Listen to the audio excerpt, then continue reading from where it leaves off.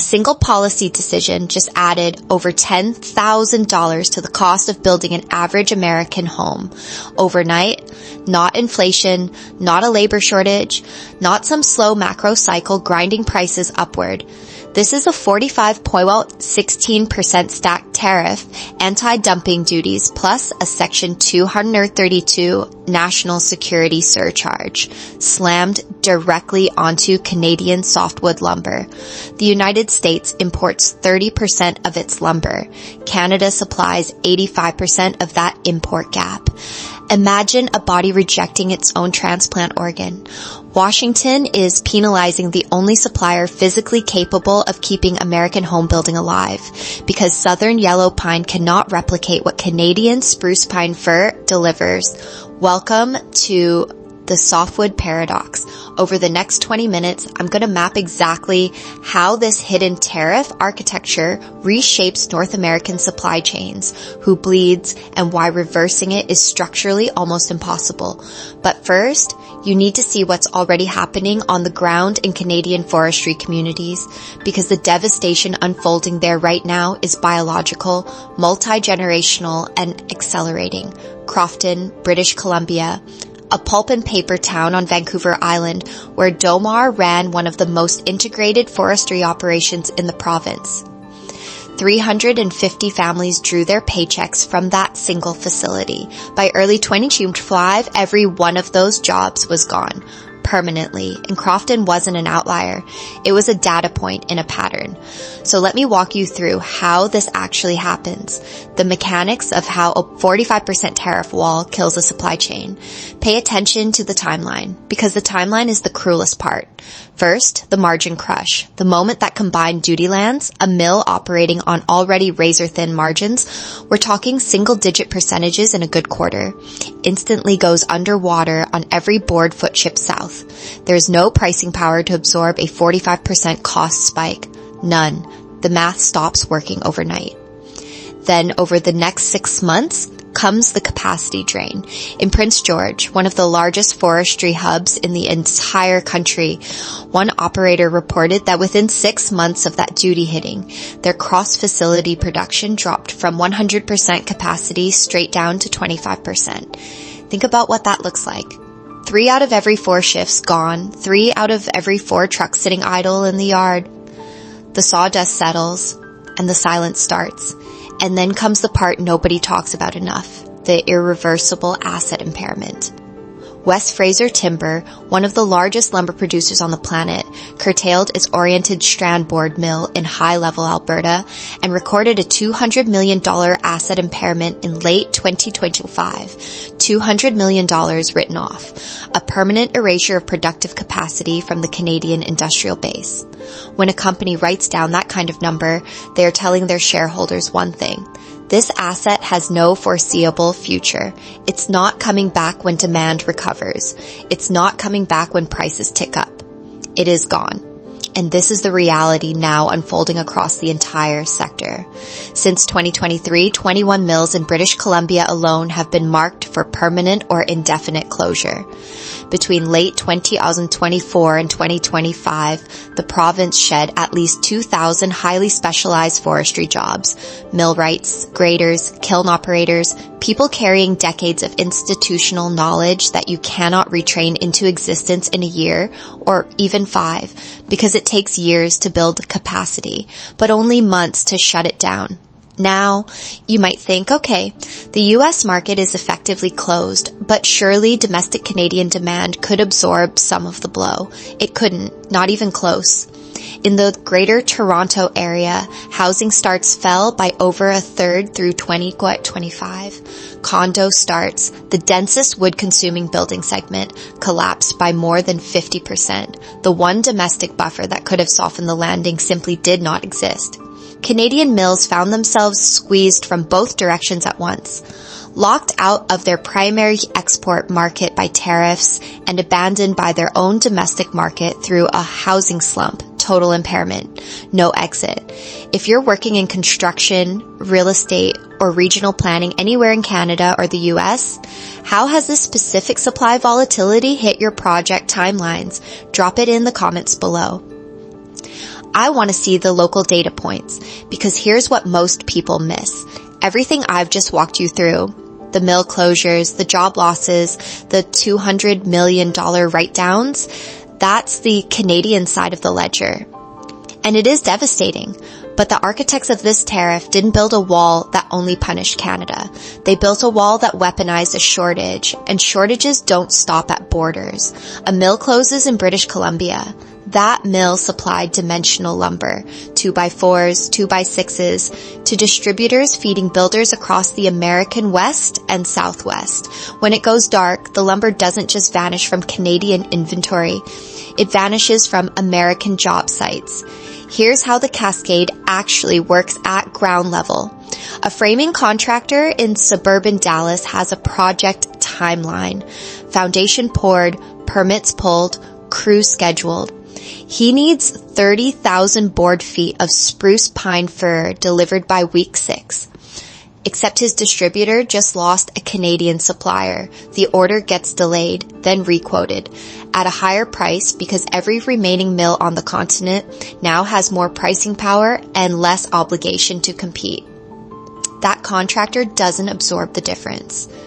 He can't. Home building operates on margins between 3 and 5%. So he does what every rational actor in a thin margin business does. He passes it forward. The framing bid goes up. The general contractor marks it up. The developer recalculates the pro forma. And by the time that house hits the MLS listing, the tariff, which was ostensibly designed to protect American lumber producers, has been fully capitalized into the sale price. How much exactly? The National Association of Home Builders published the number in their April 2025 update. Tariffs on Canadian lumber are now adding exactly $10,900 to the price of an average new home in the United States, not spread across the economy abstractly, not buried in some wholesale index, loaded directly onto the closing documents of a family signing a 30-year mortgage. Think about what that means in practice. At current interest rates, that $10,900 premium translates into roughly $22,000 to $25,000 in total interest payments over the life of a standard mortgage. A young couple in Phoenix or Charlotte or Raleigh, people who have nothing to do with trade policy, who couldn't locate the softwood lumber dispute on a Wikipedia page, are silently subsidizing a tariff war through every monthly payment for the next 3 decades. This is where you recalibrate how you read housing data. The next time you see a headline about home prices climbing in an American metro, ask yourself, how much of that number reflects genuine demand and how much is geopolitical friction masquerading as market fundamentals? Because right now, a meaningful slice of American housing inflation has nothing to do with buyers competing for homes. It's a deliberately fractured supply chain inflating the cost of building them, and the damage compounds. When building costs more, fewer homes get built. The math is direct. According to the NAHB and official housing reports, total U.S. housing starts dropped another 0.6% in 2025. Single-family construction specifically fell 6.9% on top of the previous year's severe 4% decline. Layer those numbers and you're looking at a market systematically contracting, not because demand disappeared, because supply-side costs have made construction economically irrational for an expanding share of projects. Now add the interest rate environment. The Federal Reserve held rates elevated through much of this period. High rates alone suppress housing activity. High rates plus artificially inflated input costs create a compound fracture. Builders face more expensive materials and more expensive capital simultaneously. Projects that were marginal become unbuildable. Developments that were penciled get shelved. And the housing units North America desperately needs simply never break ground. So step back and take in the full picture. A tariff designed to shield American lumber producers has systematically dismantled the continent's most efficient softwood supply chain, added nearly $11,000 to every new American home, and driven a measurable contraction in housing construction during a housing shortage. Both sides of the border are bleeding from the same wound. which raises a question that should genuinely unsettle you. If this policy is producing a documented lose-lose outcome, destroying Canadian livelihoods while quietly taxing American homebuyers on every mortgage payment, why does Washington keep doing it? What calculation could possibly justify continuing down this road? The official answer is the one you'd expect. Washington maintains these tariffs to protect American forestry jobs and rebuild domestic lumber capacity. That's the stated mission. Shield domestic producers, incentivize new mills, reduce dependence on Canadian supply. On paper, it reads like industrial strategy. In practice, it's arithmetic fiction. Let's run the numbers because the economic models don't whisper their verdict. They scream it. Researchers, including Buongiorno and Johnston, working with USDA Forest Service data, applied to the 2025 tariff reviews, modeled exactly what happens when you erect a 45.16% tariff wall around the largest integrated lumber market on Earth. The promised outcome, a wave of American mill investment, new capacity, domestic resilience. The actual outcome, a production increase of 0.9% and 1.7%. Let that ratio settle. A 45.16% price distortion, one of the steepest trade barriers in any commodity sector on the continent, generates less than 2 percentage points of additional domestic output. And here's where the math turns from disappointing to damning. Even that marginal bump doesn't hold. The models project those gains dampening completely within 3 to 4 years. The tariff wall stays up. The production response flatlines. You're left with a permanent cost increase funding a temporary negligible supply response. Now compare what flows in each direction. On one side, U.S. lumber producers, primarily the largest conglomerates with existing mill infrastructure, capture modest margin improvements. On the other side, as Insight News reported in October 2025, the net welfare losses absorbed by American consumers through higher housing costs astronomically exceed those producer gains. Remember the $10,900 per home premium we quantified earlier. Multiply that across every single family unit built or bought in this market. For every dollar a domestic lumber executive gains, American home buyers lose multiples of that in inflated mortgage payments they'll carry for 30 years. The ledger is not close.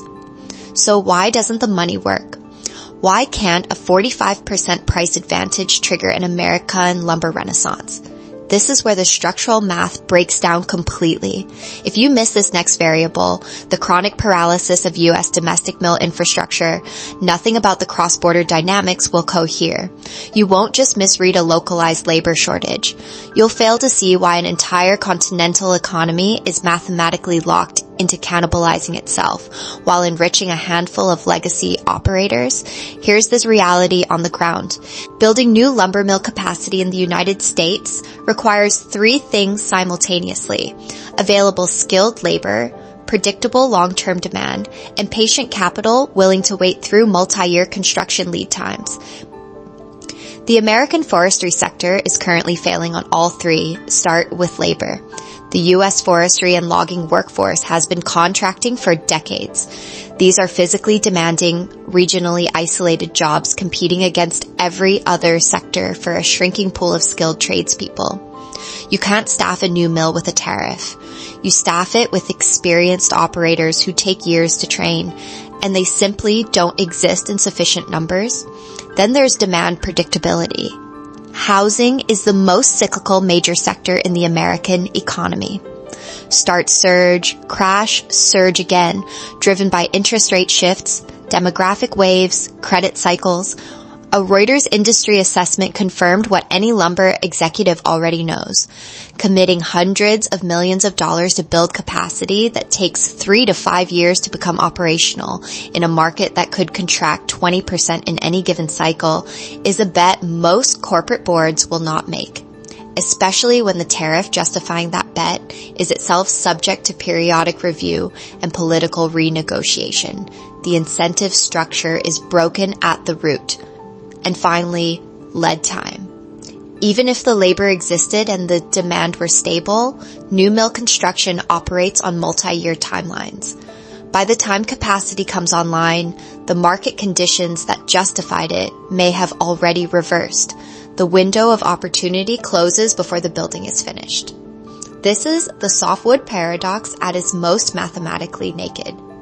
A 45.16% tariff produces a 0.9 to 1.7% supply response that evaporates within 4 years, while permanently inflating costs for every American who needs a roof. The policy architecturally cannot achieve what it promises.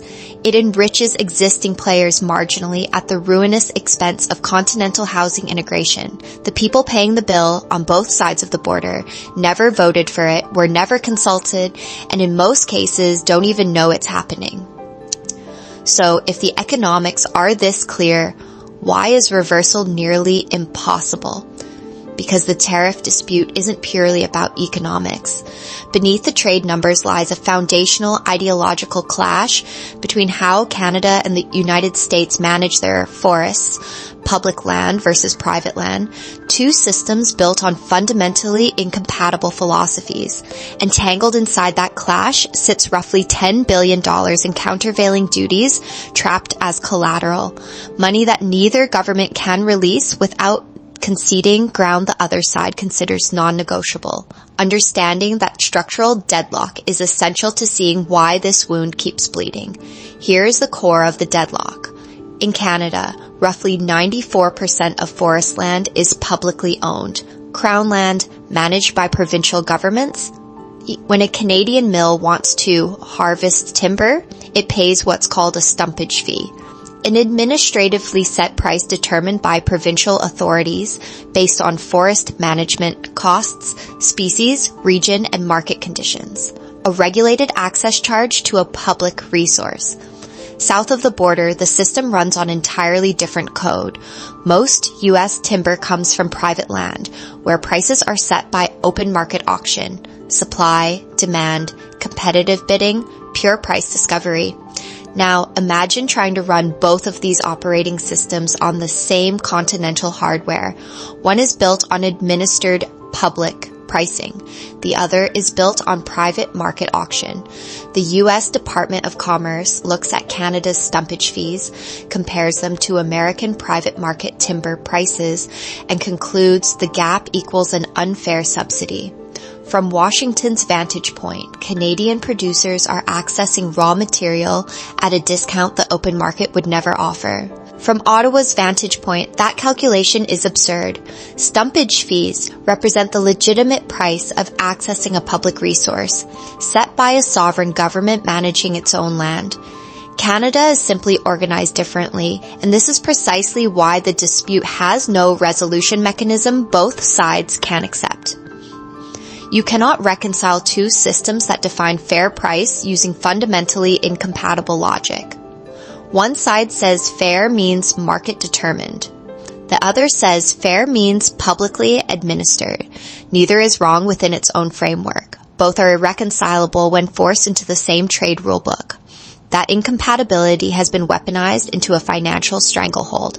Since 2017, according to the Globe and Mail, Canadian softwood producers have deposited over $8 billion in countervailing duties into U.S. customs accounts. That money doesn't flow into the U.S. Treasury.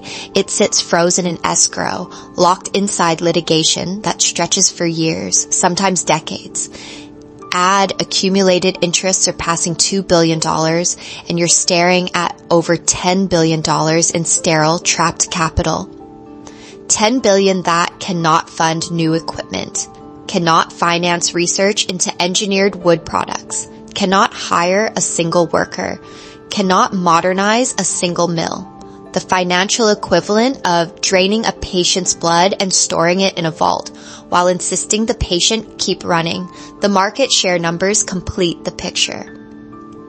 In 2016, Canadian lumber held 33% of the U.S. market. Today, that figure has permanently contracted to just 21%. Even the 2026 U.S. Department of Commerce administrative reviews, which suggest some rate reductions, can for potentially dropping from 47.9% to 31.2%. West Fraser from 26.47 to 2070 changed nothing structural. The baseline punitive walls hold. The Section 232 additions hold. The operating environment remains too hostile for rational capital deployment, and here is where the damage becomes irreversible. Starved of liquidity at home, Canadian producers have been forced into the most perverse workaround imaginable, acquiring sawmills deep inside the United States. The logic is brutal. Operating inside the tariff wall is the only way to access the market without hemorrhaging 30 to 45% of revenue at the border. So Canadian capital, drained from Canadian communities, now funds American jobs in American towns, while Canadian forestry workers watch their own mills go quiet. The tariff wall was supposed to shield American producers from Canadian competition. Instead, it compelled Canadian companies to become American producers, just under foreign ownership. The supply geography of North American lumber has been permanently redrawn, and U.S. Customs held the pen. Two incompatible operating systems, $10 billion frozen in limbo, an entire industry forced to relocate rather than compete. That is the structural deadlock in full, but Canada has stopped treating this as a wound to simply endure. What is emerging now is a deliberate, strategic pivot, one engineered to reduce this kind of sovereign vulnerability at its foundation. By early 2026, Canadian lumber exports to China climbed 2.6% in volume and 17.5% in value year over year, according to Global Wood Markets data. Pay attention to that gap. A 17.5% value increase against a modest volume rise means one thing: premium positioning. Canada isn't fire-selling surplus inventory to the nearest willing buyer. It's capturing higher margins in a market that actively wants the product, and British Columbia has pushed even further.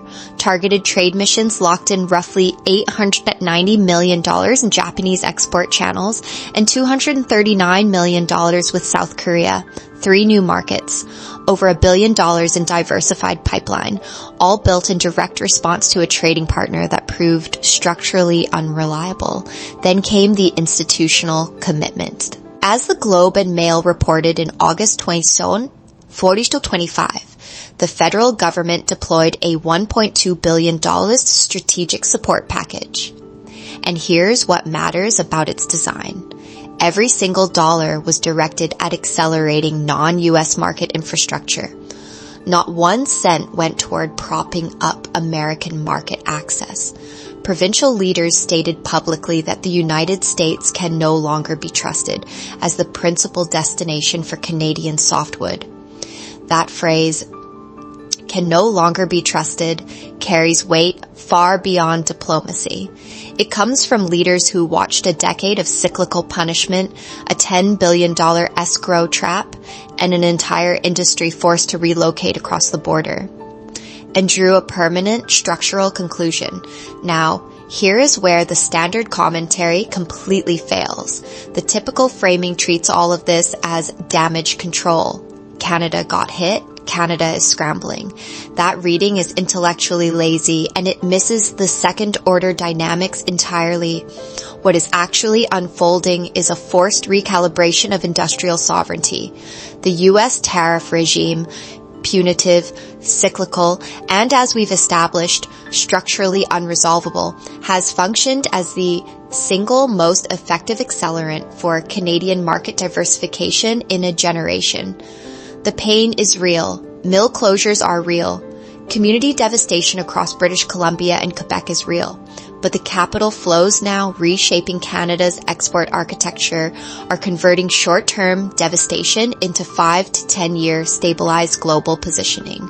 A cyclical tariff dispute is being transformed into a permanent mechanism for structural sovereign adaptation. That is the strategic inversion at the core of the softwood paradox. A protectionist instrument designed to capture market share has instead propelled its target toward multipolar resilience. Washington wanted dependence. It manufactured the opposite.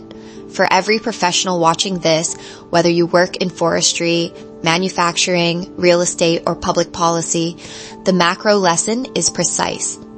Economic sovereignty demands one thing: treating external volatility as a signal to restructure rather than a sentence to endure. The organizations and nations that survive policy shocks share a single trait. They diversify before the next cycle hits, or ruthlessly during it. Canada is executing that strategy in real time, and the early returns suggest it's working. So the next time you look at housing prices in Vancouver, Toronto, or anywhere in this country, and your first instinct is to reach for the word inflation, pause. What you're actually seeing is the visible surface of a geopolitical architecture most people never bother to examine. Tariff regimes, sovereign supply chain fractures, cross-border capital flows that quietly determine whether a 2x4 costs $4 or $9, and whether your mortgage payment climbs $300 a month without anyone in Ottawa or Washington ever saying your name. If you want to understand the real forces behind the numbers, everyone else just accept, hit subscribe. Because this is what we do here. Strip the comfortable surface narrative down to the machinery running underneath. And I promise you, there is always more machinery to expose.